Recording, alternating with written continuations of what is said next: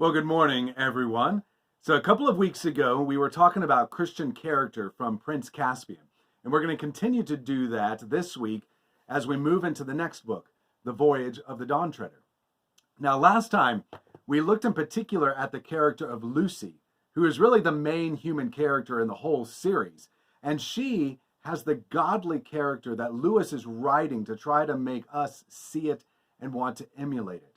But we also talked about how Lucy, or about why Lucy has that character. It's not because she is any better in and of herself than any of the rest of her siblings. It's because she focuses on Aslan more so than any of the others, and he is her heart's desire. Since she focuses on him and has her eyes fixed on him and not on herself, she is wise, she's humble, she's compassionate, she's even brave. In fact, when Lucy becomes a queen, she earns the title Queen Lucy the Valiant. And in the book The Horse and His Boy, Corin even says to Shasta that Lucy is as good as any man in a battle. And again, it's not because she's better than the others, let's say Susan, in and of herself, but because of where her focus is. Today, we're going to look at a little bit more of that using Reepicheep as our guide. And we're going to think about the fear of the Lord. Now, Reepicheep happens to be my favorite character in all of the books, with Puddleglum from the Silver Chair being a close second on my favorites. Reepicheep is a mouse who stands only about 2 feet tall, but he is more brave and valiant than all the other Narnians in the books. In the Battle of Baruna in Prince Caspian, he rushes into battle even though Peter's yelling at him to come back because he could get trampled. In that battle, he fights until he almost gets killed and gets his tail cut off. In the Voyage of the Dawn Treader, he appears to have no fear of just about anything. He bravely faces a sea monster. He's willing to challenge a dragon. And then, when they get to the Dark Island, the place where nightmares come true, he is the only one who can face it. Well, actually, Lucy can too, because she also has courage, but we're talking about Reepicheep right now. So when they're in the boat and they're at the Dark Island, they can see the darkness in front of them, and they're just sitting there still in the boat in front of the darkness, debating about what to do. King Caspian doesn't want to go in, and neither does any of the rest of the crew.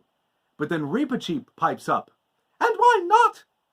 Will someone please explain to me why not? If I were addressing peasants or slaves, I might suppose that this suggestion proceeded from cowardice. But I hope it will never be told in Narnia that a company of noble and royal persons in the flower of their age turned tail because they were afraid of the dark." Now, that of course provokes the crew to go in because no one wants to be outdone by a mouse.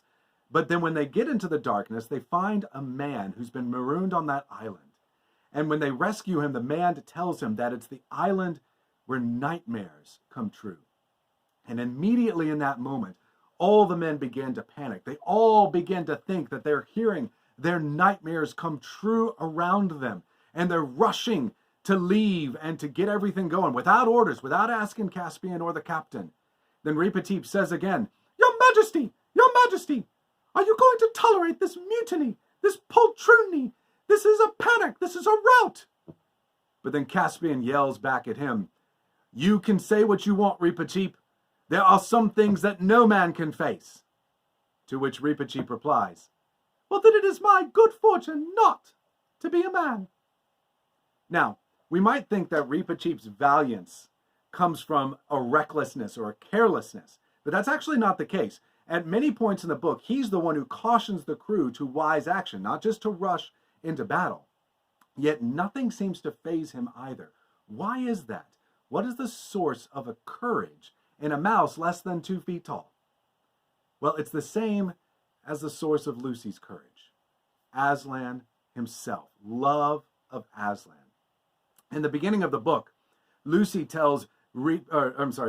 tells Edmund and Lucy that he is on the voyage because he is hoping that they will go far enough east to find Aslan's country.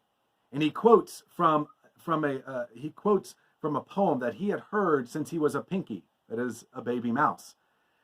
"Where sky and water meet, Where the waves grow sweet, doubt not, Reepicheep, to find all you seek there in the utter east.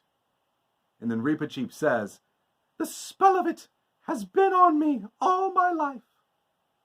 You see, Reepicheep knows that Aslan is his heart's desire. The all you seek from the poem is Aslan himself. And Reepicheep knows that nothing will satisfy him and wants nothing more than to be with Aslan. And therefore, even as a tiny mouse, the fear or threat of anything else is minuscule, tiny, compared to that desire to be with Aslan. You see, Lewis here is showing us what the fear of the Lord is in the Bible. In the Bible, the fear of the Lord is the source of wisdom, knowledge, and all other virtue, including courage. Listen to Psalm 34, 7-11. The angel of the Lord encamps around those who fear him and delivers them. O taste and see that the Lord is good. Blessed is the man who takes refuge in him. O fear the Lord, you saints, for those who fear him have no lack. The young lions suffer want and hunger, but those who seek the Lord lack no good thing. Come, O children, listen to me. I will teach you the fear of the Lord. So notice the connections there. Tasting and seeing that the Lord is good, the fear of the Lord, lacking no good thing, seeking the Lord, knowing that God is in the midst of us in any danger. Now, Sunday we'll talk in more detail about the fear of the Lord.